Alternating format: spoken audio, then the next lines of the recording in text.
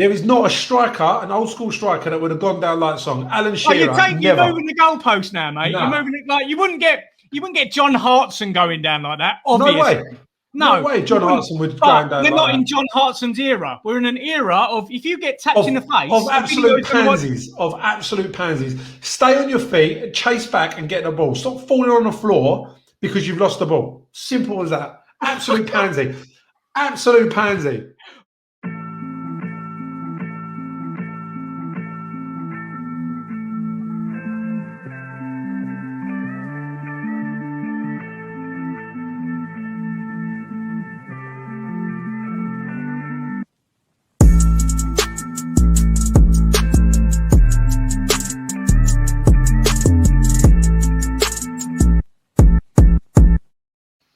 Good morning. How you doing, Turk? I'm very well, mate. I'm very well. How are you? Very good, mate. Very good. Liking the new intro. I thought we'd celebrate our new sponsorship deal with spending a little bit of money on a new intro. Yeah, always looking to improve it to make it easier for you guys to listen to and better on the eye as well. Absolutely, mate. Absolutely. Everyone's face showing, gleaming. What do we need after G&T? Well, normally we need a P, but he's not about at the minute. No, he's using his Manscaped tools, having a little trim up at the minute. He'll be joining us shortly. Fantastic. I don't think he'll like us for saying that, but yeah, how's your week been, Turk? Yeah, very good, mate. Very good. Everything's getting back to obviously a bit of normality now. Brilliant watching everyone outside the pubs and socialising.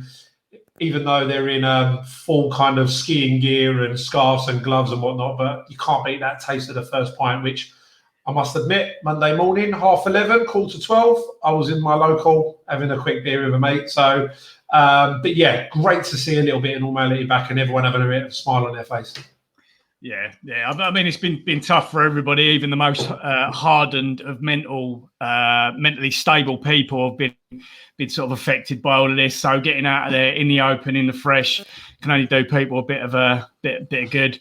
Have you found sort of anything, any remnants of this lockdown, mate? Have you seen sleeping patterns or anything like that been affected?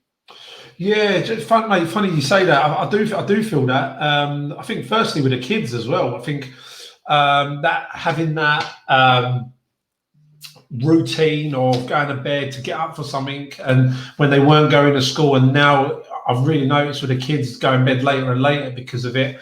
Me myself, it has affected me as well, not having a routine as such. In a good way as well, because of my work situation and my restaurant not being open in full practice. I'm not getting home at 3:00 in the morning, so I'm getting a little bit more sleep and being able to go to bed a bit better. But I think at the moment it's just about just finding our feet with everything, and hopefully all will get back to a bit of normality soon. Yeah. I mean, even still, I still feel a bit mentally claustrophobic. It's weird. I can't quite put my finger on it. It still feels a bit restrictive. You can't do what you want to do, even though you probably wouldn't be doing much different anyway, apart from maybe going out on a Friday, Saturday night, something along those lines. But that trail of thought got me thinking. Turk, has the missus ever given you jip when she's had a dream that you've done something wrong? If you stopped at the word jip, I would have been like, yeah. And, yes, mate. What are you referring to? No, I mean, like, on the odd occasion, wife has dreams and tends to take it out on me for the rest of the day. I've not even done anything. I've not even done anything yet. Sometimes she has a dream, and either it's a nice dream and she's nice to me for the rest of the day, but generally I've done something wrong during the dream and it still remains in her head for the rest of the day. I just thought it was a weird scenario. Like, you've not actually done anything, but these dreams seem to affect people. Does that ever happen to you? Yeah, you're definitely not on your own there, mate. I think that there's probably certain instances when I think to myself, when she's explained her dream and, I've not been maybe shot in the best light, and you can see that, like, she's looking at you in a way where, like, she thinks it is real and she's got to help me. And I'm like, hang on here. But, yeah, I don't think you're alone, mate. I think that's something that most men probably have to deal with. The men do it. I don't really seem to. I mean, we don't wake up. We don't wake up in the mood, do we? Never. We're never wrong. The men. Does anybody watching seem to dwell on the dreams that they have and kind of think of them as maybe something that signs, vision into the future, potentially of what's going to happen, or a sign. Yeah, you're right. Do you know what? I think where, going back to what you said, the sleeping patterns, where I don't think I'm sleeping nowhere near enough as well at the same time. I don't think I'm actually having as many dreams or that I remember, because I'm not in constant deep sleep. I've got my little one running in or whatever. So I'm looking forward to having a little bit of a consistency and having longer dreams and remembering them, and then maybe taking it out on her and having a go at her from my dreams instead of the other way around. It's weird. It's a weird thing. It is weird. Dreaming is weird in itself. I was watching a program the other day. Now, I don't believe everything I watch, obviously, but there is a trail of thought that how do you know that when you wake up that this is the life that you had prior to when you went asleep? Now, that is some deep shit. Yeah. How do you know that your dream has programmed how you're going to move forward in your life? I don't know whether I can sort of agree with that, but well, I used to really do you remember the film Groundhog Day? Yeah. And that film, for me, I always used to think to myself, is there one day that I would want to repeat over and over again? And what would that day look like? Do you know what I mean? I do think about stuff like that, but I don't have the intel to be able to look into things as deep as that, mate. To be honest, I'm just grateful to wake up every day. To be honest, I ain't got the brain capacity. No, not for me. I tend to wish I wake up and my newborn isn't a newborn anymore and he's like 3 years old, so I miss all all that sort of stuff. But, fast forward a few years, we'll move. Yeah. Well, I mean, along those sort of lines as well, got me thinking. What do you think about odd subject, porn? Do you think porn is a form of cheating? Whoa, wait, we've dived straight in here today, haven't we? Absolutely, Saturday morning. Saturday morning, straight in. For anyone who's woke up and maybe had a little bit of morning get-togetherness. So I wasn't expecting that, mate, to be honest with you. But let me just have a quick swig of my coffee before I answer that. Yeah. So porn. No, it's not a form of cheating. No, of course it ain't.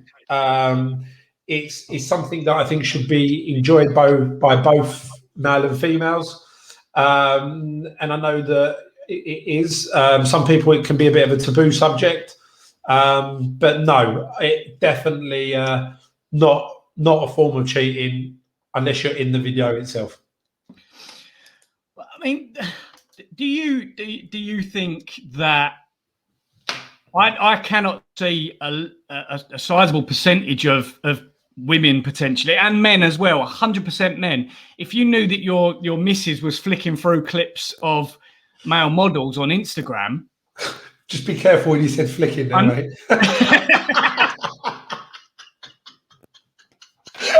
I was like, come on. Oh, God. Flicking through. If you knew your partner, I think it's slightly different because porn is an out and out subject on its own. But if you knew your partner was flicking through pictures of actual male models or female models on Instagram and liking them, I think people would look unfavorably on that. But you go on one of these websites and you look at that, that's more acceptable. Do you think? Do you get what I mean? Like, it's an absolute huge industry, and the reason why it's a huge industry is because it's popular. There's a demand for it, and the adult work, sex work, if you like, porn work, however way you want to word that. It's an industry that has been fueled by people that are at a certain age that watch that. So once you get into it, whether you watch it on your own, whether you watch it with your partner, whatever, I don't think it should be looked at as a bad thing. I think it depends on depends on the person, how much or why they're watching it. Sometimes it may be to fulfill certain fantasies or dreams that they can't have in their own life. Other times it might just mean that they're having a bit of a dry spot. I don't know. But I'd encourage that. I think it's down to the person. No one should be judged on that at all. Where do you think a relationship should draw the line, though? Because I can't see the wives or even the husbands accepting if you subscribe to someone's OnlyFans. Do you get what I mean? I think that's a bit. It's a bit personal. But it's all it is. All it is the same sort of thing. It's. Do you get what I mean? No, I don't. Because I'll tell you why. Most of the using the word porn, it's on a platform that you go and you go to search for that, to search for something in particular, right? To watch, to fulfill something. Most people wouldn't just go and watch, right? So the idea is you're going onto a site for a reason. The OnlyFans, you're basically targeting that one person, if you like, that you want to see all the time. So I think if you're in a relationship, I don't think that's right. Yeah, I mean, but would that not be the same as following an Instagram model, male or female? Yeah. Again, it all depends on that. I mean, for me, on a personal note, there are people that you follow for different types of reasons. It might be people that you know through other people. It might be because of where they live, where they are, who they are, or it could be just because you like someone's look. I think as you get older and you are in a serious relationship, I don't think you scroll into those as much or you look into it as much. It's just people, in that respect. And it's only a natural thing. I'm not going to sit here and go, every time a female model comes up on my screen, I'm going to not look at it or swipe up. Of course, and women would be lying if they didn't do the same with men. So I think it's just one of those things, mate. I don't think people need to look into it too much. If you're secure and happy in your relationship, don't worry about it. There's a kind of an unwritten rule with things, though, isn't there? Like, I can't. If I started liking a load of a lot of ladies' pictures. Yeah, I think my wife's going to be suspicious there. Do you get what I mean? Like, a like is different to a comment. Actually, If you like it, then I think you're showing the support. And most of the time on Instagram and social media platforms, it's about support. It's about showing that you've supported someone in one way. It might be their modeling career or whatever. If you're commenting and with like the fire emoji and like, oh, you look hot and all that kind of stuff. Yeah, I think that's a bit too much, that one. Yeah. I mean, I think overall with the initial question, I think porn as a whole, I think it's more. You need to be careful. Oh God, we will grow up one day.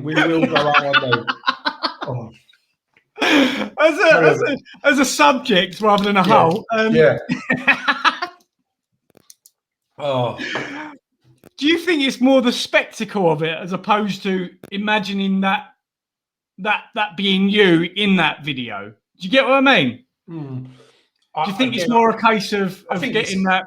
Each to their own, mate. I think that if some people will have fantasies about certain things, and the things they'll search will blow your mind, and then for other people, it's more of a fulfillment.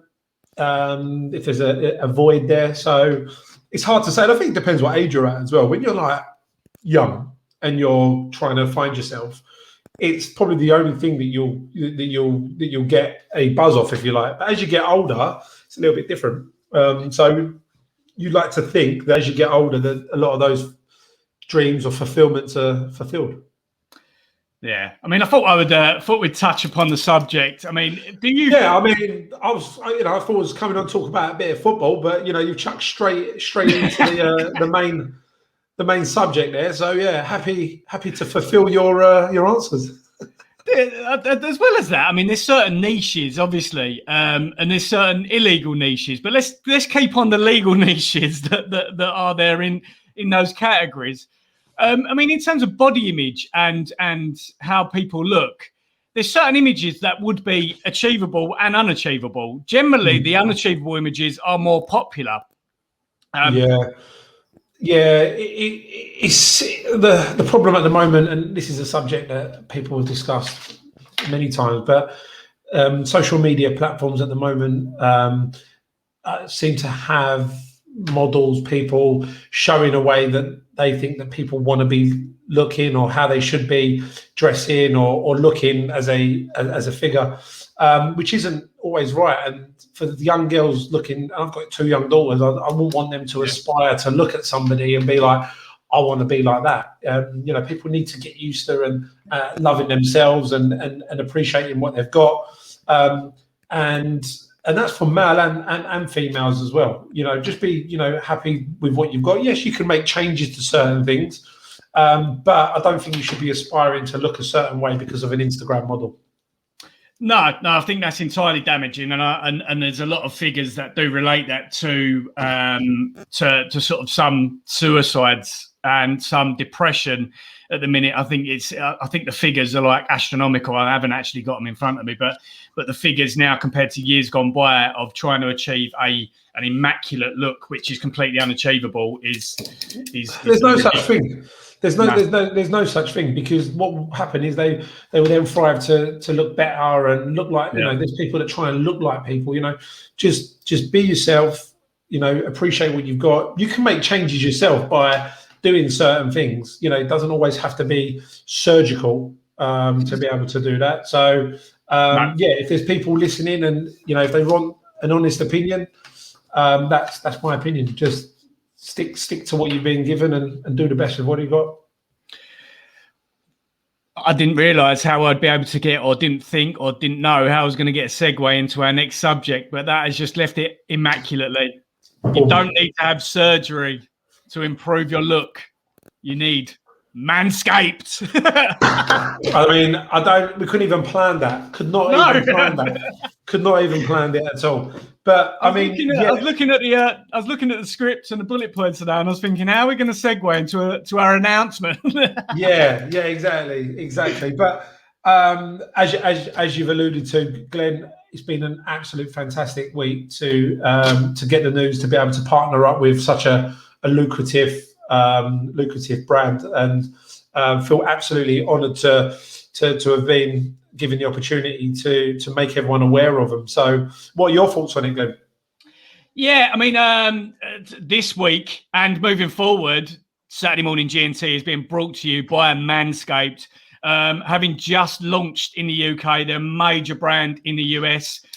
Unbelievable amount of recommendations from super celebs to sportsmen, to male models, to porn stars potentially, I can well imagine. But it's not just for men; it's also for women as well. You can use that. I mean, the actual Lawnmower 3.0 is their new tool, which I will get out for you. So tell us a little bit about the discount code, mate. Yeah, so we've got a fantastic discount code running, and it's a great opportunity for you to treat yourself. You've got Father's Day coming up, so whatever way you want to treat yourself. So there is a code when you go in. It's really, really simple. If you just follow it, it's SMGT. You put the code in, and you get an automatic 20%.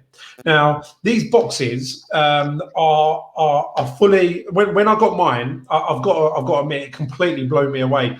As Glenn is showing you here, you've got the 3.0 mower, and I've actually tried it and I used it myself. Now, one of the things LED light as well, waterproof, doubles up as well. Doubles up. 90 minutes and waterproof. But I've used these in the past, Glenn, when I've been trimming myself up, if you like. And I've always had a little nick here and there with using certain tools. But with this, as it says on that box, your balls will thank you, because It was absolutely brilliant, and I highly recommend it, to be honest with you. I've been talking about it. Give us a little show, Turk. Show us what you've done to yourself, mate. Oh, really? You want me to? All right. No, I won't. But it's honestly, it's been really, really good. So I highly recommend it for people out there that are considering it. Use the code. The box comes really full packed. That's the mower there as well. It's not even loud. It's nice and quiet. When you're having that time when you come out of the shower and it's your time, or before you go in the shower and you're grooming. And then they've got like some gels as well, which are really good, that soften it up. There you go. Toner. There you go. You've got ball toner. Who would have thought it? But honestly, deodorant. Yeah, especially if you're someone who's on the go all the time as well, and you're exercising all the time, you in and out of the shower daily. Perfect. Have a little trim up. Bosh. Your missus will thank you. So, have you ever had a mishap? Have you ever had a little chiv out of your $1 sign? Oh, massively, and it puts you off. But honestly, with Manscaped, I didn't feel that at all. I genuinely felt like I could just let it go and it could do its thing. Whereas before, you're being a lot more tentative about certain areas, as you can imagine. But with that, I think the great thing about it is the protective gear on it. It doesn't nip you at all. So far, so good. Very highly recommended. Yeah, the charging stand as well is connected to your USB and gives you that ridiculous amount of time. It's unbelievable. But once again, as we say, it is 20% off via their website. It's a US website. They're just launching in the UK. 20% off by using the discount code, which is below there. Use code SMGT. We're going to be moving forward, launching a competition, which will be on our social media platforms as well, guys. Competition for their performance pack box, which is a ridiculous box full of all the goodies that they've got here. It says your balls will thank you. They've got a grooming mat as well, so the old Publix don't go everywhere. And also you get like a little man bag as well, so you can carry it around with you, like, you know, if you're going to the gym or whatever, blah blah blah. It's really well packed. It comes when it turns up, it feels like a real nice kind of present as well. So, like I said, with Father's Day around the corner, treat your dad, treat your husband, treat your partner, whoever it is. I recommend it. The final thing they want us to say is, let's get the bush to tush clean. There you go. There you go. And listen, we've got something coming up a little bit later on that Glenn's going to tell you about as well. So if you're in a pub in the local area around London and Essex coming up, look out for Got Bush. Look out for it. You'll find out a bit more. We might as well go into that now, mate. So moving forward, what we're going to do, just before Priyesh comes on, what we're going to do, the Got Bush Challenge. It's not just me. Turkan alluded it's just going to be me, but I think I'll end up being avoided. So I think it'll end up being other people as well. But what we're going to be doing is the Got Bush Challenge. We've taken it one step further. We're going to be going to pubs, bars, restaurants, and we're going to be going up to people and literally asking them, got Bush? And then filming the reactions. And we think that'd be an amazing way to get the word out in regards to it. So keep your eyes peeled for that, the Got Bush Challenge. Priyesh, you on Turkan. What's your last sort of thoughts in regards to the Manscaped product, mate? Well, as I've alluded to, I'm always up for trying new things. This for me was a massive eye opener. The way that it worked, the redesigned trimmer, everything about it was absolutely spot on. And I, for one, will be definitely investing it for gifts as well coming up. But no, I can't highly recommend it enough. It's been absolutely fantastic so far. So thank you very much. And like we said, get 20% off, free delivery, manscaped.com. Use the code SMGT. Keep it clean. Lovely. Well, that got me thinking. I told you about the pubs, the bars and the restaurants. We're going to be walking around there filming the results. But what we've had recently is something that I really want to have a look at. If you've been looking at the Celtic scenario, and the manager Neil Lennon's left there recently, there was a viral video that went circulating in regards to Neil Lennon, which has gone, as I say, dramatically viral. And I don't really know whether it's something to be worried about or not at the minute. But Neil, what was going on, mate? Let's have a look. Irene, I'll get you home. Come on. Yeah. Look at me. I'll take you out to the road. The road there. Bring it up.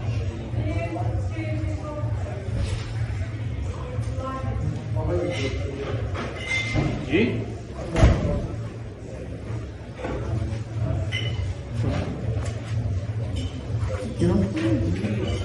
I'm going to get you home. I'm going to get you home. We've all been there. Do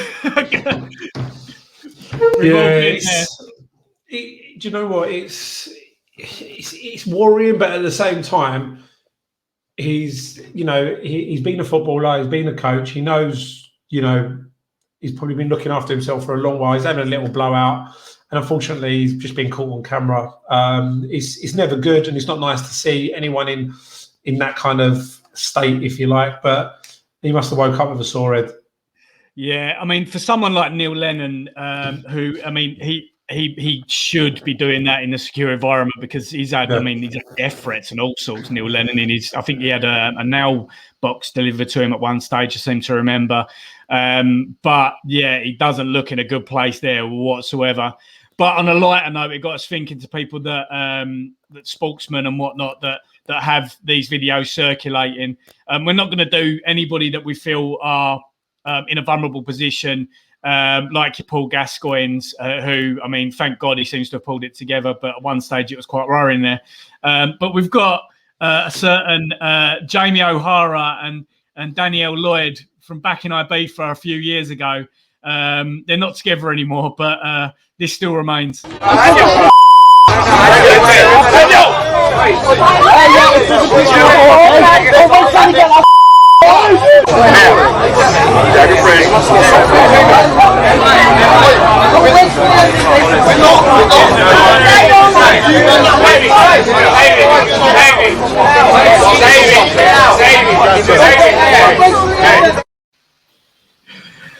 Yeah, I mean, I've been away on holiday with many a time with my wife/girlfriend and whatnot, and I've never ended up having that. So I think it's I think it speaks volumes about the personalities involved potentially. Jamie doesn't seem like that, but yeah, there's a few sort of clips and videos that allude to Danielle Lloyd being a bit of a hothead on certain occasions. What's your thoughts on that, mate? Yeah, I mean, look, it's never good having a public row or anything like that. The problem is when you're in Ibiza or anywhere and there's drink involved, it's going to escalate. Two people that are drinking. There's obviously an underlying issue there in the relationship, which is why they're not together. And that's all come out. It's just a shame that it's been videoed and circulated in that way where, it's kind of being brought to everyone's attention. But at the same time, it does make people watch it and go, oh, I'm not going to have a public argument. I'll save it for when we get in. Yeah, I mean, Jamie O'Hara pushing her away as well. It's not a great look, great look at all. And I think at that stage, you got to start questioning what's going on if you get involved in spits and spats like that. But it's not a great look. Well, I'm going to introduce the P after the G&T, the big man himself. He's been trimming his Molongolosus. Hello, boys. How are you doing? Here he is. What's happening? You right? Yeah, good, mate. Very good, mate. Very good. We got the show started while she was having a little trim up. That's exactly what it was, man. I am feeling fresh and breezy down there, mate. Oh, you're feeling good. Wicked, mate. The question is, have you got Bush? Here we go. I can't do that, mate, because I don't want to start exciting our viewers, So you missed some amazing subject. Dave, 25 from Dagenham's really going to miss you taking your chance. You've missed the chat about his porn cheating. You've missed the chat about dream cheating. I think so, mate. I think so. We discussed this yesterday, didn't we? You done that. I don't believe in all of that. No. It's all cheating. It's not good. None of it. Very bad. Well, we've just seen Neil Lennon pray, and we've just had a look at Danielle Lloyd and Jamie O'Hara from back in the day after having a drink. We're going to go on to one, Mr. Tyson Fury, the Gypsy King himself.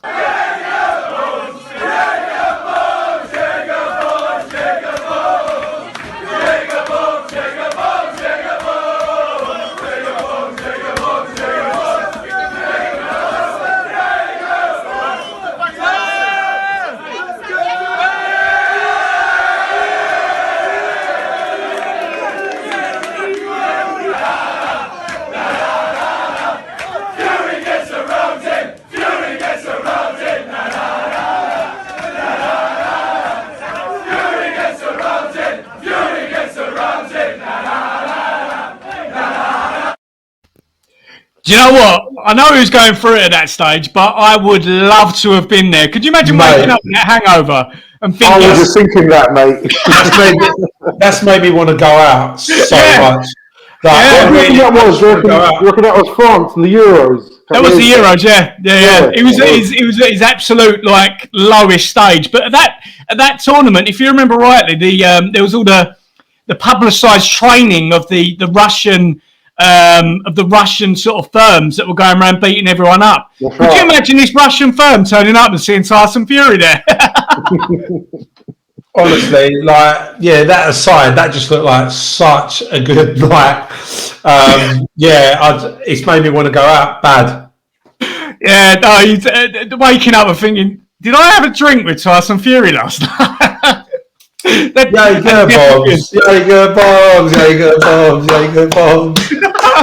bombs. That's a normal night out at your place, isn't it? It is, but I'm sitting here drinking coffee. It's gone. That's a normal night out at Lefke, yeah. Lefke restaurant. Yeah. Upminster, if anyone knows, you know. Thanks, guys. Open from May. Well, someone who doesn't seem to have a great time with drink and has been knocked out on multiple occasions. This is a not that publicised video of him. Ross Barkley.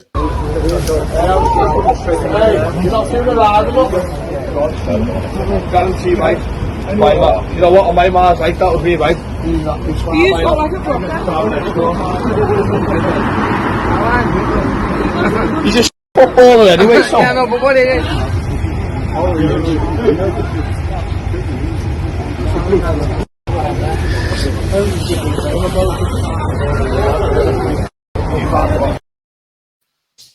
So what that was, he was being escorted to a cash machine because he couldn't walk properly to get cash out for a cab home.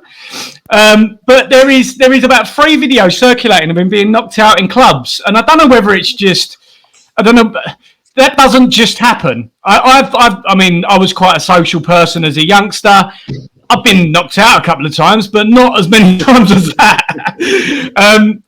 I don't know whether that's... Was that not the one where he was sick in the cab? They're sick in the cab in the beginning of the video. Yeah. That was obviously up north somewhere. He had a little incident in the Mayfair Hotel as well, if you boys remember, while on with Dele Alli. Well. Dele Alli, yeah. It's I mean, you got to enjoy yourself, and I did it more than most, I think. But yeah, you just got to pick your battles wisely by the sounds of it, and he doesn't seem to keep on getting clumped. Yeah. Also, when you're in the public eye like that, you've got to definitely be careful. And with phones at the moment, you can't do anything. You know, phones are out straight away. We're going to be like that soon, boys. They're going to say, look, it's the Saturday morning G&T, boys. I'll have my security around me. Priya's got the rounds in. La, la. One guy who is quite synonymous with having a drink, having a turnout is Ricky Hatton. Let's have a look at him.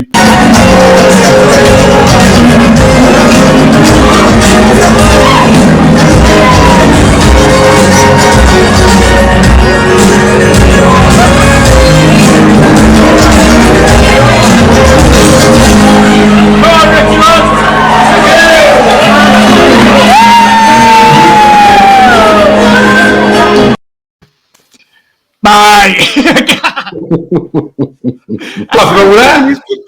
Picking his nipples. That face, the face at the very end. I know that face. I've looked in mirrors and thought. I've seen that face. I've seen that face at District on your birthday. We went back to one of our pals' houses afterwards, mate, and I think that face was on for about 3 hours into the night. You know that face where you look in the mirror and you just think to yourself, what the hell is going on? You know, when you just can't compute that was that face. Poor Ricky Hatton, man. Poor Ricky Hatton. His son's doing quite well. You've seen his fight? Yeah. Yeah, he was on the last big show. So, he's doing quite well at the minute. We'll pray. That was our little glimpse, mate. We thought we'd have a look into, because we're going to be going around for the Got Bush Challenge, we thought we'd have a look around at some of the drinking habits of some of our sporting stars and go from there, really. How you been, Pre? We didn't really ask how you been, mate. Yeah, no, I'm good, mate. I've got some stuff going on at home, mate. That's why I couldn't be earlier on, and hopefully it sorts itself out. I'm not going to go into too much detail now, but everything's good, mate. Everything's looking positive for the nation. Everything's opening up. I think everyone's happy to be out and be able to have dinners and lunches outside and just socialise again, which is fantastic for the nation. Again, I had something in mind when you're saying that we're going to start doing the Got Bush Challenge. Everyone knows it's going to be Glenn Jacobson that's going to be out there going into all the beer gardens and doing the interview with his swanky selfie stick looking like one of the fans at the Tottenham Hotspur Stadium with the career flags. Firstly, he said he's been knocked out 2 times. We should start laying some odds or bets on what are the chances, how many interviews before Glenn gets knocked out sparkers at a pub. Yeah, put your guesses in the comments, because I can imagine I'm going to get some. Get some. Sounds like a bounty hunt to me. Yeah. Or the other way is, mate, he's going to ask that to a question. They're going to say, "Hey, you want to see my bush, son?" And they're going to say, "Glenn away, mate." Yeah, I'm not gonna. I mean, with all this going on, it's not. I'm only going to be going up to men, because I can't imagine at the minute with all the publicity. I was talking about men, mate. Yeah. Just make sure you're 2 meters away as well. Yeah. The 2 meter Got Bush Challenge. We're going to leave it's not as clicky, the 2 meter Got Bush Challenge, but we're going to be 2 meters away. Big week with the football. You've got Man United and you've got Arsenal there through to the semi-finals. Huge week there for Man United and Arsenal. What are your thoughts there, Pre? Did you watch any of the games? To be fair, mate, I didn't. I've given up with the Europa League. I watched lots of the Champions League, mate. And what a week of football, proper football, man. The PSG Bayern game, and then flicking through the Dortmund, Man City. And how many of you guys actually just watched the one game, or were you just flicking through the 2 channels? Yeah. The Dortmund City game was wicked sick, and same time we had the other game going on, and it was just Real Madrid, Liverpool. It was a great couple of days of football, man. Yeah. I mean, there's part of me that thinks that the fixtures that they've put together are with a view of trying to get the best possible fixtures. Because if you have a look at, I know it's meant to be a random draw and whatnot, but if you have a look at the Champions League fixtures and the ties that they've put together there, I don't think you could have picked them any better at all. City versus PSG, mate. Poch versus Pep. You got Neymar versus, I don't know who you're going to put his equivalent, De Bruyne, and Mbappe versus. When you get to the last 4, in the Champions League, the players on show there are always unreal.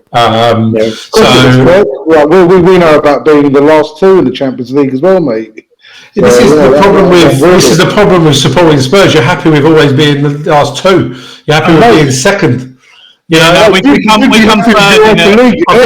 I think you need to worry about your new sponsor, Deluxe, and because most Tottenham fans, it's like watching paint dry anyway. So will be well at home with that. Filling in the cracks. That was funny. That happened. There was a big apology afterwards. I reckon it was an Arsenal or West Ham fan that got hold of that Twitter handle and had a good on go of it. We don't have to worry ourselves with the noisy neighbours. We just look above. We're dealing with Chelsea at the moment, mate. That's top 4 stuff. That's good. Can you imagine West Ham did get into that Champions League? Imagine West Ham. I can imagine it, mate, and I can imagine. I can imagine and them getting smashed out at that first qualifying round. Oh no, they wouldn't have to qualify because they're a Premier League team. They're going into the top four, so they'll go straight into the group stage. But because they've never qualified for Europe, they'll be at the. They have the point system, don't they? So you go to pot 1, 2, and 3, and 4. They'll obviously go into pot 4, and it'll be some tasty draw. But it'll be amazing if West Ham do it. Can you imagine the teams come to the London Stadium next season, mate? That'll be amazing. But I would imagine, yeah. It would be, yeah. I mean, without doing on it too much, honestly, I've not even really put too much time into it. Like, it's really weird. No, honestly, I haven't, because I don't think it will happen. That's my honest opinion on it. I'd love to go. You do know you're the most informed team since Jesse Lingard joined you guys. So one man. Mate, listen, in this year, not season. This year, we've got the second best form behind Man City the whole season, whole year. Since Lingard joined, you've been number one. Maybe, but like I said, we've spoke about him before on the show. But as a fan at the moment, you've got to believe, yes. But at the same time, there is a very, very good Chelsea side. There's a very good Liverpool side that are pushing, and I think even Spurs are still in and around it. But I think I can't see it. I just can't see it. We've got too many injuries. I can't see Tottenham turning around. Who's got too many injuries? West Ham. We've got no Antonio, no Rice, no Creswell now for a few weeks. Did you see Rice on the touchline the other day? I love that. They got a couple of goals back. He took the box. He was standing up. Mate, he lives it. He does. His Instagram was my heart, as in like he felt it like a fan. And look, there's not a West Ham fan that watched that game that weren't behind the sofa. The last 3 games. The last 20 minutes. What is it? We're going 3-0 up. I don't know. I'll take down 3-0 up. Brilliant, isn't it? Absolutely brilliant. I said, look, let's go. If we can go 3-0 up today against Newcastle, okay, then we'll go up 3-0, and then I'm going to switch off, and 2 hours later, I'll look back on, and it'll be 3-2. But jokes aside, brilliant to go 3-0 up. Of course it is. But there's obviously things that we're still working on as well. But so proud of watching West Ham at the moment. But, if we can get anywhere in the top, if we get 5th, 6th or 7th as well, I'll be absolutely delighted. But we'll see. 7 cup finals to go. You really want that top 5, innit? You want to be in that top 5. With the season you've had, you want to be in that top 5. I think we deserve that. We're not there by fluke. You deserve where you finished, don't you? Exactly. And I think that as long as we're in and around it, then I'll be happy. I just want my players to give it every week, give it all, and they have been.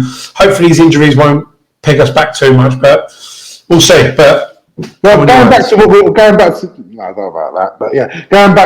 talking about a minute ago with the Champions League semi-final draw, it is going to be mega draw, and it's going to be so much fun. Like, is there any beer gardens out there with where we can go down Saturday morning, G&T crew, all down there watching the football, doing the challenge with some great football in the background and the beer's flowing, mate. Well, to be fair, I'm only about 5'8", so I need 2 bigger blokes to be circling me. So as long as you come with me, I'm sweet. We're there. You want me to bring one of my pals with me then? Is that what you're saying? Yeah. If there's any pub landlords that are watching and want us to do a Saturday GMT show during the Champions League or a Saturday coming, get in touch. We'll happily come down, do some promo, and do a show live from your pub. That's a great idea. That's why we love this show, don't we? Like, this is all impromptu, nothing's scripted. We've thought about it, we do it, and then we'll get out there and bring it to the audiences. Obviously, who thought we'd be where we are this many shows in, lads? Oh, no, yeah. Well, totally. The Manscaped are on us, and I just couldn't believe there's more than 2 people that listen to us, to be honest with you. It's quite nice. Yeah. Well, big shout out to our biggest fan, Mr. Larkin, fellow Yes. And everyone else who's given us loads of support. So we do thank you. It means a lot. No, honestly, please keep it up, guys. And anything you want us to look at, do, see, please keep commenting and let us know, or inbox us, or whatever you want to do. and keep it running. I mean, more than happy to have some people on the show and all sorts. We're more than happy to have a look at that and talk to you guys on it. Or likewise, if we have MLS stars, we have baseball stars, we have hockey stars that like our stuff, that comment on our stuff. Please feel free to drop us a DM and we'll definitely accommodate it. We'll have a look at evenings and weekends and all sorts to try and accommodate it, definitely. And also subject matters as well. You know, we can sit here and we can bring up subjects to you on a weekly basis. If there's any subjects you want us to cover or anything, we've always got an opinion about something. So the show is for you guys. So keep listening, keep luring, subscribing. Thank you very much. Yeah, definitely. Just going back to that Europa League, there's a few points I want to touch upon. Do you think it's destiny that Unai Emery is going to face Arsenal? I saw that. That's the semi-final draw anyway, isn't it? Yeah. Do you think it's destiny that Unai Emery is going to be the key in this, that he's going to knock them out? Well, first of all, I think that's a great result for Arsenal. Slavia Prague are definitely no pushover. I've been watching them quite intensely this year because obviously we signed the two boys from them, Souček and Šufal. But, you know, they went to Leicester and done a number on them. They beat Rangers as well, who are in form. So for Arsenal to go away from home and score 4 goals, I think was a big thing. So, you know, well done to Arsenal for bouncing back in that respect. They seem to be on hot form in that competition. They can't bring it into the Premier League, but they're doing really well in that. What it seemed like, mate, is that I really think that galvanised them, the Glenn Kamara stuff. I really think that they...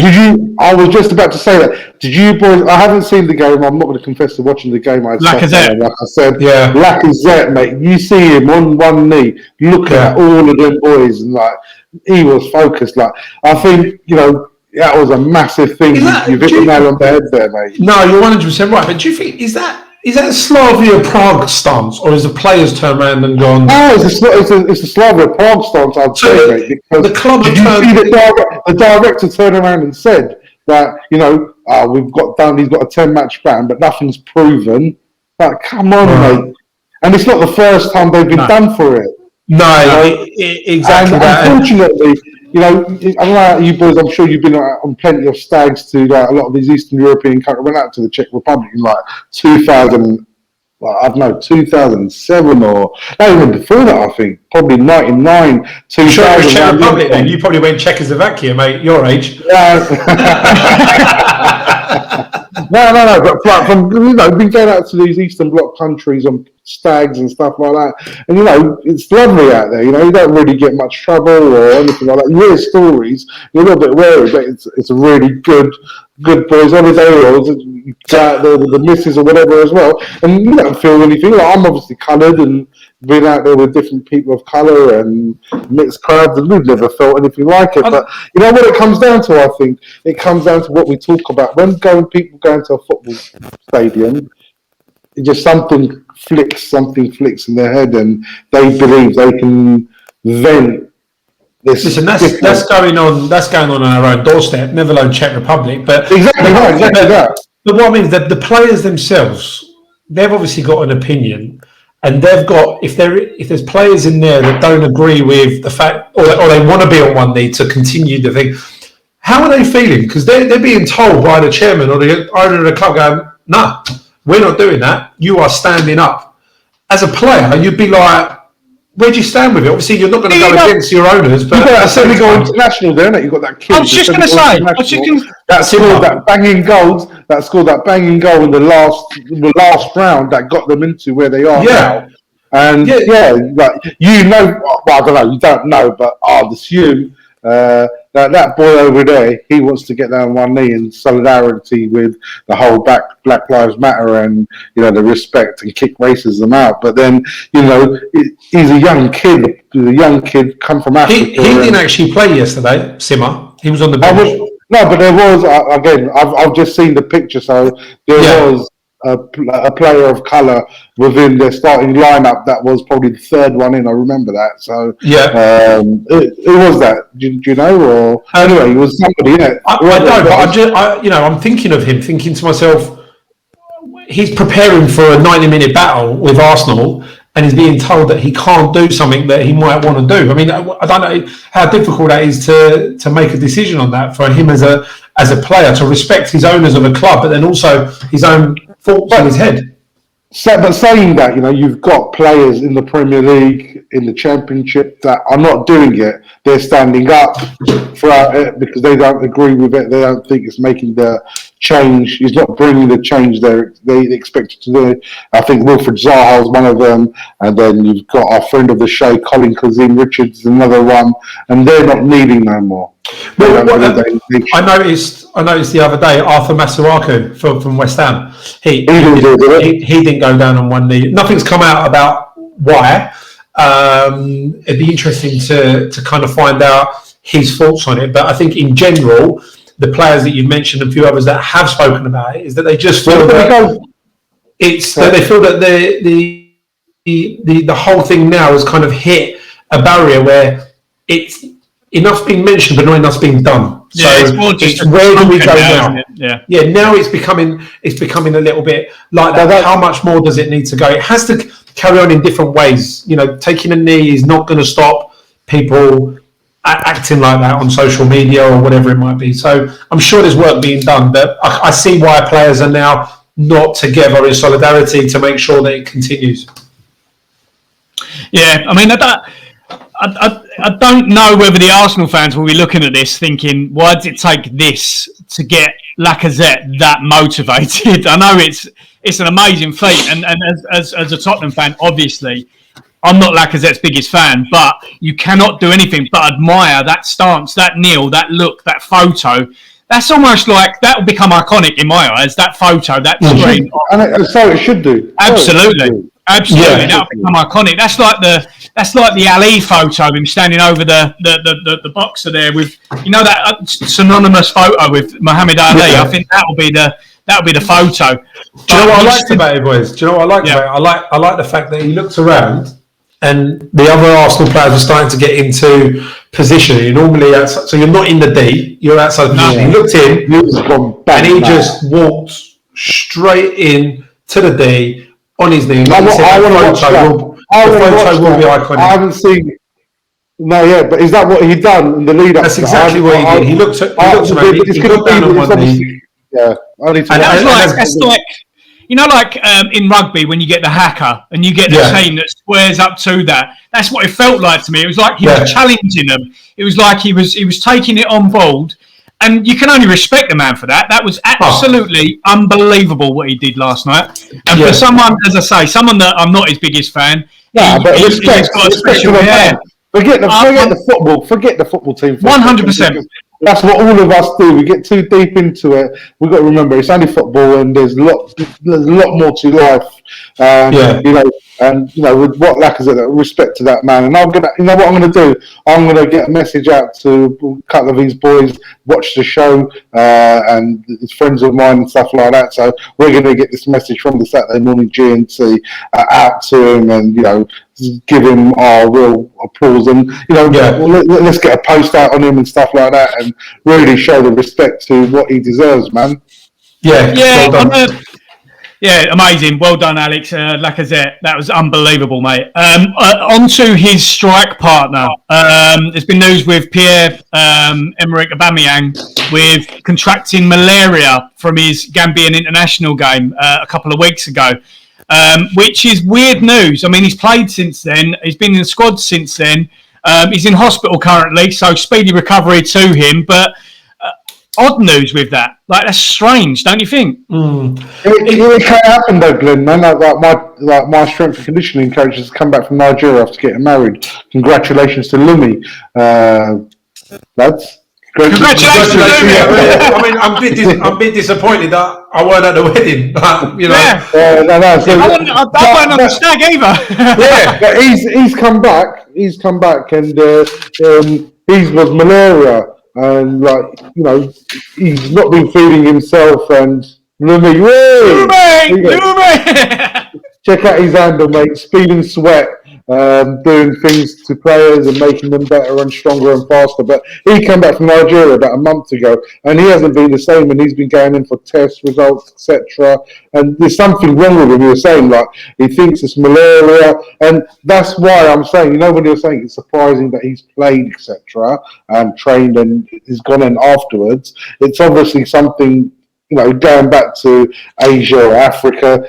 There's always chance of this kind of thing happening. So it's happened a number of times, isn't it, with certain players? It's just that I think because he's someone at the moment that's under the spotlight a little bit, it's kind of probably just being more highlighted. He's the Arsenal captain, and to be fair, and since he signed the ting, he ain't really been doing the thing, has he? No, I mean, look, I speak to Arsenal fans all the time, but it's a weird one because I don't think he's playing in his probably best position really for Arsenal. And as a captain, he's not really leading by example either. Turning up late on a match day meeting and things like that. Reason why he was dropped against Spurs that time. So it's a tough one. We wish him well, of course, but I don't think he's a typical Arsenal captain. If you look back and you see the Tony Adamses, the Steve Booth, Vieira, these are the types of people that were you talking about my age earlier, and you just said the Arsenal captains Steve Bold and Tony Adams?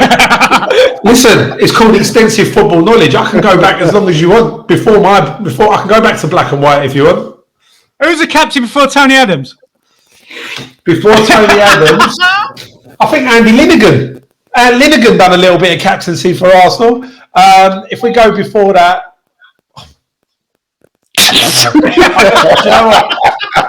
Do you know what? It depends what era. Adams was captain for a very, very long time. Yeah, I think he was only 2021 when he first got the captaincy. Yeah. That's ridiculous thinking back to then. Another guy a bit more serious here. We've got Darren Moore as well. Our thoughts and prayers go out to you, mate. Pneumonia, blood clots from COVID. So that seems pretty damn serious. So Darren Moore there. He's the gaffer at Sheffield Wednesday or something, isn't he? Or? Yeah, absolutely. Yeah, mate. Yeah. So Darren Moore's a bit more serious. Aubameyang seems to be taking pictures and selfies from the hospital bed, but Darren Moore, thoughts and prayers go out to you, mate.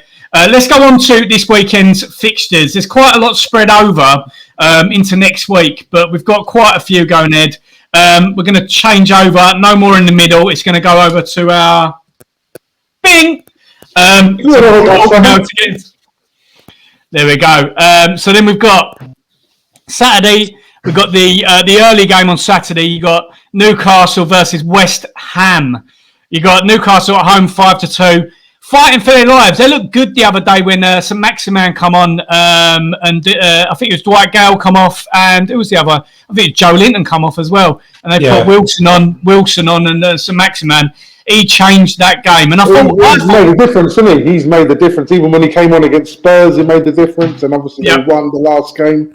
But I thought Joe Linton was looking good in that game, and I thought they were making a mistake by taking him off for once. But I mean, the decision was proven right, and that was hopefully for Newcastle that was a changing point in their season, because I think moving on, there's a lot of talks in regards to being taken over by the Saudi Arabian group, which you might be back in there, mate, with a transfer or two potentially.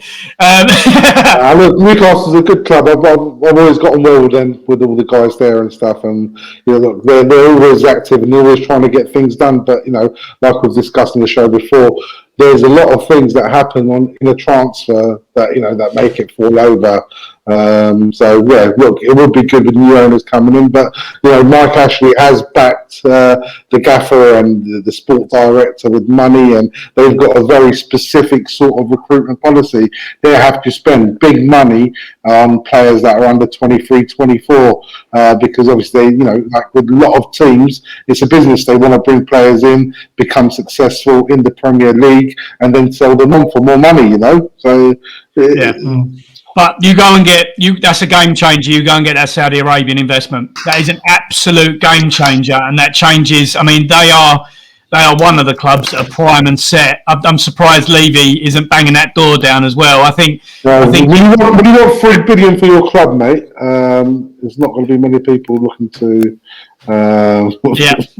Well, let's get onto that because there is a conspiracy theory behind that I was reading and listening to the other day with Levy and Tottenham and lockdown. Let's go on to that later, but let's give Turk his minute in the sunshine here. Turk, can it carry on, mate? Because you could not foresee this. You could not foresee this. I thought they were scraping the barrel with the signings, but the signings have been absolutely unbelievable. On this show, I stated that Jesse Lingard was an expensive signing for 3 months. I said it was an expensive signing, even on loan, with his wages, with the fee up front. I said that. I also did predict the Tottenham Man United game the other day, but I got this one wrong. So what was the? What's your thought, mate? We talk about West Ham on the show every single week. Obviously, people are probably bored of what I say, but I genuinely, I always back West Ham, even when we're pushed in the corner. And I did foresee the last 3 games, especially beating Wolves, beating Leicester, going 3-0 up like that, going 3-0 up against Arsenal. I get more worried about these types of games because in the past, these are the games that West Ham have tripped up over. Couple of players that you've mentioned there. Callum Wilson will guarantee score tomorrow. He loves a goal against West Ham. Hope that changes. He scored for Bournemouth against West Ham. Newcastle. I was going to say when Bournemouth got promoted and they come and got that result in it, and you just moved to the London Stadium. He absolutely loves a goal. He scored a hat trick against. He absolutely loves a goal. So there's no doubt he'll start, and I think Maxim as well, very talented player. He'll probably start. But the one thing I've learned about West Ham is that now I don't worry too much about the opposition. I think it's about us now. We've got 7-8 cup finals to go. Got a few injuries in place as well. We seem to have got over that. Okay, so we've dealt with Rice. We've dealt with Antonio being out. Now we've got Creswell as well, who's potentially out tomorrow. But will it start catching up? Will it start catching up? This is it. This is what you're worried about. But look, tomorrow is a massive game because today's game is massive because Newcastle are fighting for their lives. And for us, we are fighting to stay in that top 4 position. So these are the types of games, and I say it week in, week out, we've got to win. Now, I would be more worried if we had Jesse Lingard out than we've had Antonio or Rice out. They're both fantastic players, but for me, Jesse Lingard just makes everything work up there. He gets the ball, and I'm like, something's going to happen. So, my prediction is we are going to win 3-0. We're actually we're gonna score the 3 goals, but we're not going to concede this time. So, I'm going for a 3-0 West Ham win. It's not me getting carried away. This is me just honestly seeing the boys that are up for it.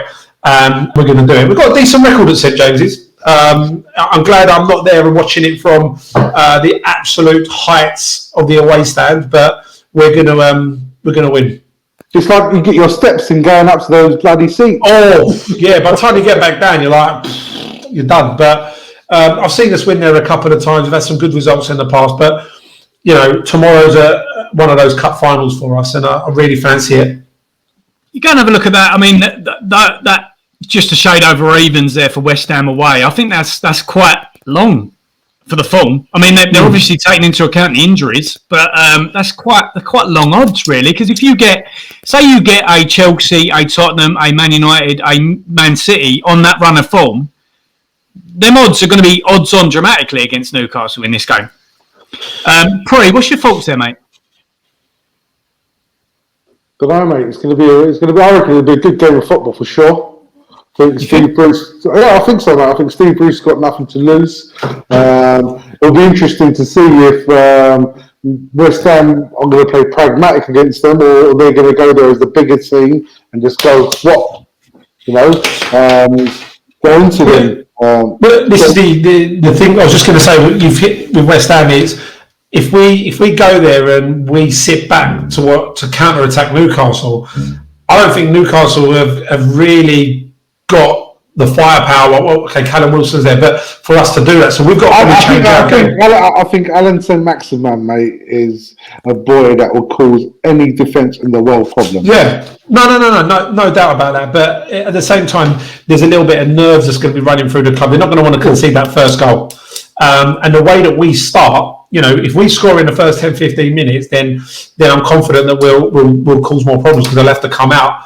But no, look, let's not take it away from what Newcastle can offer on the attack. But it's just a good time just to actually see West Ham and see what we can do now and cause the damage that we can do. So going back to it, I'm going to cling on to the draw that they got against us and the win they got last week. So I think Newcastle can nick a result here. I'm not sure if it's going to be a win or a draw, but I can see maybe a 2-2 draw.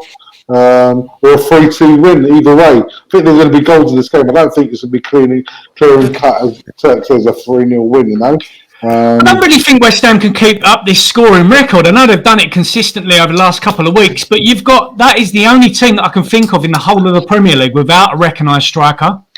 You got Mikel Antonio, who was a forward. But you cannot tell me another striker who plays for West Ham. No, but the thing is, what we've done is the front four positions that we fill, we play with like a false kind of striker where everyone goes in and Bowen's come in like that, and it's worked. Can we keep that up and the consistency? I don't know, but if I'm honest with you, you look back, it's not just the last 2 or 3 weeks. We've been scoring goals. We've gone away to Villa and scored 3 goals. We've gone away to Palace and scored 3 goals. Beat Leicester 4-0 on the road. These are we've been scoring goals without a striker, and that's what we've been doing this season. But I don't know. This game worries me more than most. But yeah, to put it into perspective, we've scored 3 in the last 3 games. I can see it happening again. Yeah, they're going to take you entirely serious. And I only think of if Mourinho had this West Ham team, I think Moyes is doing a better job than if Mourinho had this team, because I can imagine Mourinho putting Souček up front and lumping it up to him. He's Mario Fellaini, isn't he? Yeah, he would be. It'd just be putting Souček but then again, Souček is David Moyes' Fellaini, because Fellaini came from Everton when he was... I think he's more than that. I really think he's more than that. Honestly, I hear all commentators referring to him as the Fellaini. He's so much better than Fellaini. Like, it's not just his goals. The guy has brought a winning mentality to West Ham, or a working mentality. Like, I've heard stories where after a game he'll come in the next day and run 15k. Like, he runs the most miles on the pitch. Okay, so the guy doesn't stop running as well, and he brings something to the team that we've not had him for a long while. But he's due a goal, so maybe I'm going to go with Souček 3-0. I fancy Newcastle to take the lead here. And I think there may be a 2-1 there, West Ham. I think Newcastle take the lead. West Ham nick it back rather than steamroller in it. A bit more of a tighter game than a 3-0 win. On to Saturday there, 8:15. You got Wolves versus Sheffield United. Wolves at home, 4-6 on. You got 13-5 there to draw. You got 9-2. They're the away win. I can't see anything other than a Wolves win here. Sheffield United had a slight resurgence. Nothing dramatic. I don't see they've got enough there to worry Wolves. I think Wolves are due clicking soon as well. I think Wolves are due maybe a win by a couple of goals. They've not been clicking as well as they have in previous seasons, but they've had a change of personnel. What's your thoughts here, Pre? I think there's not much to say on it. I think we'll go for a full house of a Wolves win, no, lads? 4-6, yeah. 4-6, yeah. We're going to the Sunday game, 1:30. Arsenal versus Fulham. I think personally this depends on Arsenal's mentality around it and whether they're putting all their eggs in one basket with the Europa, taking their eye off and allowing Fulham to be the motivated team in the game and to take it to them. Let's see. What's your thoughts? Yeah, and again, look, we've said it week in, week out now. Fulham are really getting to that stage where they've got to win games. They've let the last couple slip by to the odd goal here or there. West Brom have had a little bit of a resurgence, if you like.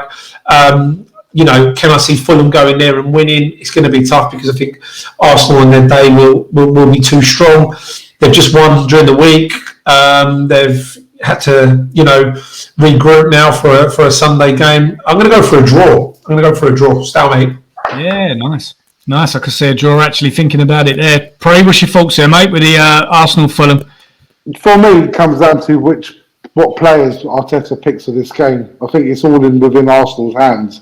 What happens with that result, because if they play the right players, they play your Sakas, your Smith Rowes. I think them two boys there are so critical to how well this team does or not. And that's mad considering all the millions they've spent, all the players they've got there, etc. And it's two boys come out of that academy that are making that difference. And it all started from that Chelsea game, Yeah. About a month and a half ago. Yeah, like a turning point for them, wasn't it? It was like a turning point in their season. They put all their eggs in the youth basket, and it seemed to come to fruition. I can see the draw there. Then you got the Sunday. You got the 4:00 game on Sunday. Man City versus Burnley. It's Man United, mate. Man United, sorry, apologies. Yeah, Man United and Man City versus Burnley. You got there 1-3 on Man United. you got. I think the Ginger Mourinho do it. Yeah. You got 4-1 there, the draw, and then you got 17-2 there, the away. You've got some dramatic statements there from Man United coming out against. I think they're getting bolshy now with the Mourinho thing, and I don't think that's doing him any favours. With Pogba coming out and stating that I don't think Ole Gunnar Solskjaer would say anything against the players, the team. I think that's quite rich coming from Pogba, whose own agent was stating that he wants to leave the club when they weren't doing too well. I think that's rich that he badmouths a manager for saying negative things about him when he point blank said via his agent he wishes to leave. There's definitely some sort of agenda there at United, because it was even when they had the home game, they lost 6-1 to Spurs. Ole was all riled by it, and they obviously don't like each other, Jose and Ole, mate. That's 100%. Yeah. And then, for the comments that Ole come out and made about, if that was my son, I wouldn't feed him, or something along those lines, mate. Yeah.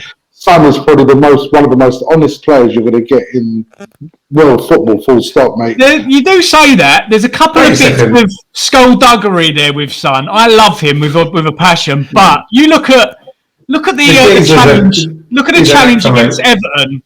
The challenge against Everton was. He didn't mean that, though. Andre Gomez. He didn't mean that. Did you see his initial reaction? His initial reaction was to deny it. Then he realised what had happened, and then there's been a couple of little bits and pieces with Son. I think that was a legitimate not punch. No, it touched. It didn't touch his face. There was a connection to his face. Absolutely. He didn't mean to punch him. No. He was just trying to fend the man off. That's what, as a football coach, you want your players to do that. Unfortunately, it licked him in his face, and with VAR, that goal was always going to be disallowed. I think that was a legitimate foul. I really, really do. I think you could hit yourself in the face now. And you still wouldn't. You wouldn't go down or anything like that. You can sit there and smack yourself. He didn't need to go down. There's no reason why he had to go down. I think so. No, not at all. Listen, the same thing that happened to him, I got on Saturday morning playing over Power League with a boy. I got a smack to the side of my head. Just carried on. I didn't go down. Yeah, but mate, there's no VAR. Yeah, but look at Song's head. Mate, fucking solid. How you don't think that's a foul? I do not. No, because he was the one pulling on his arm anyway, right? So he was pulling on his arm. He's just gone like that, like to get rid of his arm, and his fingers are just like kind of grazed onto him like that.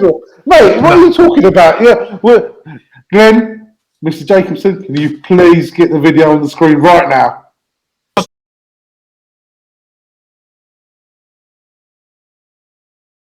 Song for me, so great player, absolute great player, but he's absolutely bought one there. Didn't need to go down at all.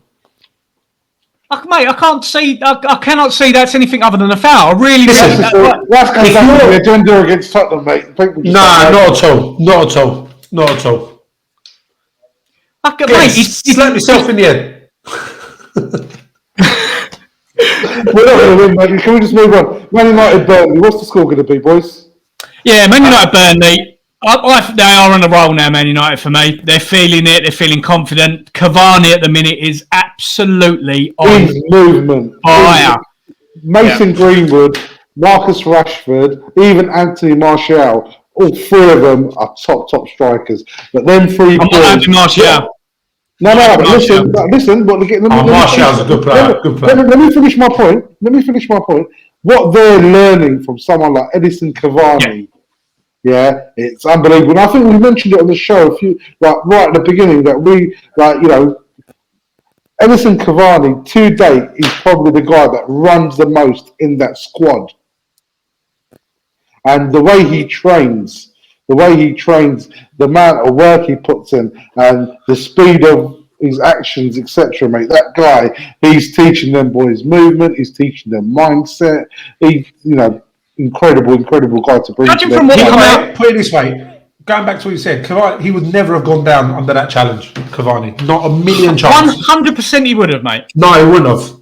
100%. There's not a striker that I know that would go down like that. Alan Shearer go down. Lingard was getting dogs abuse. Lingard was getting dogs abuse last game. In the final minutes, he was getting dogs abuse because he kept on going down. There was like, what are you doing? It's because he took the ball into the corner to time waste.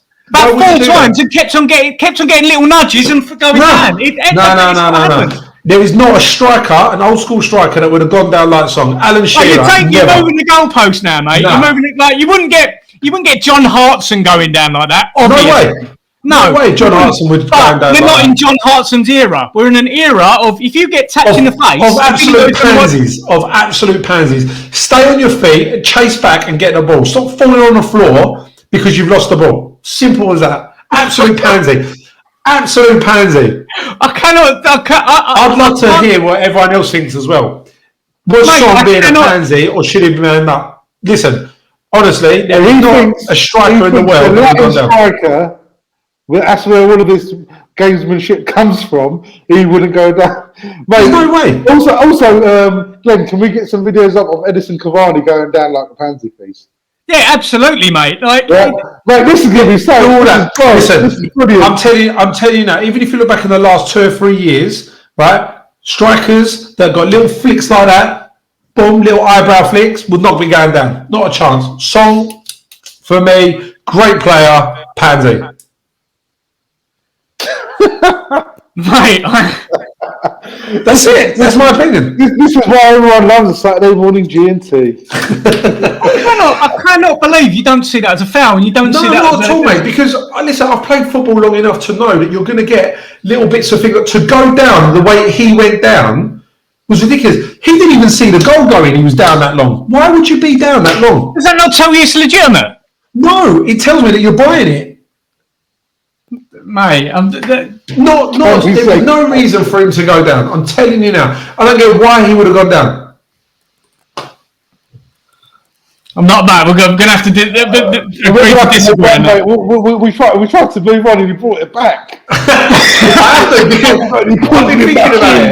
I've been thinking about it. Song knows it as well. Text come on the show. Tell me. No. Well, you know what, mate? You know a man that can get him on the show. Sort it out, son. Yeah, I would, but he's too much of a pansy to come on. You are. Moving on. Yeah, let's do that. Just in case we get in trouble for that. We've got Leeds versus Liverpool there, Monday, 8:00. You got 19-5 there. The Leeds home win. You know what's going to happen in that game? Klopp's going to come out and whisper in Bielsa's ear, "Have you got Bush?" Yeah. He must have Bush because he has to sit down on the way he sits down. Of all people that I can guarantee has Bush is definitely Bielsa. He definitely doesn't have a trim up. 100%. You just look at him. Let's send him some Manscaped. I was going to say that. Shall we speak to Manscaped and say we'll get him one sent. Mr. Bielsa? Yeah, that'd be a good game, wouldn't it? It'd be a great game. I really fancy Leeds in this. I really fancy Leeds. I fancy Leeds will take it to them. Not even because of the Man City result, but I fancy Liverpool are vulnerable and Leeds will pressurise them like you would not believe. You've got Stuart Dallas there in the form of his life currently on one side, going up against Trent Alexander-Arnold, who is not a defensive defender. I don't know whether he will be even playing, judging by by some of the things that Klopp's been doing. But can you imagine that? I mean, I really feel Leeds are on the front foot in this game. Yeah, I agree with you there. The only thing I'd say, bro, is Liverpool, after being knocked out by Real Madrid, they have had an upturn in form in the Premier League. And I think that Aston Villa result, getting that goal in the last minute with Trent again, getting the goal. Yeah. How about that save? The Martinez. Martinez. Oh my God, that save was. He didn't deserve to concede. But the problem being, mate, with what you're saying is you can't just switch form on and off just because you get knocked out of another competition. And if that was the case, I think Liverpool would be in a better position. But they can't. But Leeds ain't Real Madrid. Real Madrid ain't Real Madrid. Real Madrid parked the bus the other day, mate. Precisely. That's not Real Madrid. Yeah. That's not Real Madrid at the minute. Zidane's done it before, though. Zidane's not won 3 out of 4 Champions Leagues, or was it 4 out of 5? I can't remember, but he's won a shitload of Champions Leagues. 4, yeah. They won 4 Champions Leagues, but Bale's got 4 from that period of time. So, yeah, I mean, it's... I really fancy Leeds will get at them. I really, really do. Oh, so do I. I hope that to happen 100%, mate. So I'm just saying, that, it will be a good game with like people like Diego Jota who didn't start. I don't understand how he didn't start against Real Madrid. Yeah, I agree. He's going to want to score, and that's the thing that Leeds defensively are shite. The way the whole team plays. The way the whole team... They're vulnerable. They're vulnerable. They're going to be vulnerable. What you want about that City game. They won that game. City were fucking atrocious and won a goal that game. Yeah, I mean, but let's give some credit to Leeds as well, I think, because moving forward... Well, we've done the whole season, haven't we? Yeah, we have. And I think that, the Man City game was one thing, but yeah, I do agree. I think they get at Liverpool's back line here, they could cause some problems, but which is why I'm going to go for a draw. So, Prey, what are you thinking, mate? Leeds win, mate. I've said all that. I don't want to see a Leeds win. Tuesday, 8 o'clock. We're going into midweek games here for once, but we couldn't fit in all the teams. Tuesday, 8 o'clock, you've got Chelsea versus Brighton. I cannot see anything other than Chelsea win now. You got Pulisic on form, and I think that was just a hiccup with the West Brom game. Do you agree, Turk? Yeah, to a certain extent. I don't think Chelsea got a load of goals in them at the minute. They seem to play some good, tight-knit football, and they do create chances. But I don't think they're going to, smash anyone. But at the same time, Brighton don't look too bad. I think they're safe. So from that point of view, I think that they're still fighting, but I can see a draw here. I'm hoping.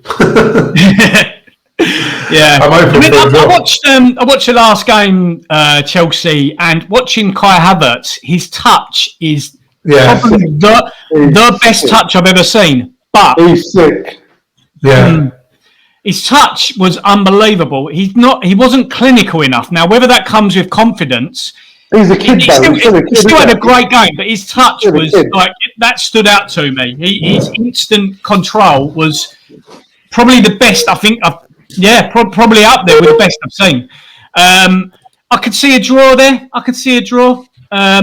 Go on to Wednesday's game, Tottenham versus Southampton. There, you got 4-6 the home win. You got 29-10, and you got 4-1 the away Southampton. Ralph, your big man, Pre. What do you think he's going to do? I think it comes down to what Jose done, because you've got the cup final on the weekend after. So I think that's going to dictate a lot of what happens in that game. Southampton, mate, to be fair, they've been poor, man. They've been relatively poor like last few weeks. They've had decent results, and they've pulled one result. There's no consistency to what they're doing. But look, I don't know. I'll let you guys. Do you think with the cup final coming up? Do you think with the cup final coming up, it can work in two ways? You can have the players that are going to play out their skin because they want to play in the cup final the following week, or are they going to be a little bit worried? I don't want to pick up an injury and therefore not going in for the crunching tackles that might lead on to other things. It's a bit of a tough one, isn't it? depending on where we are within the league, I've got a feeling that he will play certain players that he wouldn't normally play in the league, because all your chips are now in that cup final. I think you've got to play Bale. I think you've got to play Bale in this game. Make sure he's up for it, because if there's any player that you want in a cup final, it is that man. Despite what you think of him or whether he's hungry enough, he turns up in every single final that he plays in. The overhead kick, the Atletico Madrid goal. He is Mr. Cup Final. He is. Like, that's it. Done. He's done it. He's done it in the biggest games. You want him firing on all cylinders. Giving him 10 minutes at the end of this game, I don't see that as being... Yeah, getting 10 minutes in the last game and then a minute to go in the other game. It's difficult for someone... Mate, it was looking so good in it about a month and a half ago when he had that full month of games with the three of them starting up front. But look, man, we're going to be able to preview the cup final on next week's show. So we'll talk more about that then. So this game, I'm going to go for a home win because I don't think Southampton are anything special. I think that's more got to do with the players they've got there rather than the coach. I do think the coach is a good manager, but you're only as good as what players you've got. But that sounds like something like Jose would say about his own Tottenham team. Yeah. I mean, I would like to say there'd be a Tottenham victory here, mate. I really, really would. This Tottenham team, though, will probably take the league and lose it again, like's happened on many, many occasions. The thing that I alluded to previously, there's a theory running around that prior to this lockdown, that Tottenham were set to sell. Levy were set to sell the club. They'd have everything installed, and then this is why they went and outlaid the money on Mourinho, because if you think of it, if you're an investor, how attractive is that? The multiple European Cup, Premier League, across the board winner, Mourinho in charge of a team with a brand new stadium. Mourinho is only successful when they back him with money. Wherever he's been, except for Porto, he's been only successful. Okay, look, sorry, let me rephrase that. Inter Milan, he didn't spend great buckets of money, but he had a fucking quality squad then. He had a quality squad. A spine of Walter Samuel, Wesley Sneijder, and then Milito up front, and then all that. And Chiba as well in defence. That's leaders like Zanetti and people like that. So, you can say they didn't spend buckets there, but Inter were spending buckets, loads of money in the lead up to him coming in there. And that's probably why he did go there in his prime, But, look, it's difficult, man. It's a difficult time, but again, it's football. Football changes very quickly, like 2 seasons. It was only 2 seasons ago we were in the Champions League final. What Turk's talking about and dreaming about for his team to just qualify for that competition. I'm not trying to snare it, mate. I'm just trying to say that 2 seasons ago we were in the Champions League final, which is a massive. That was the first time in Tottenham's history they'd ever got there. So as bad as the team is and as bad as everything is made up about Tottenham, it's very. It could change. It could change, but is it going to be with Jose at the helm? Is it going to be with someone else coming in? Let's see, mate. Let's see. It's going to be interesting, man.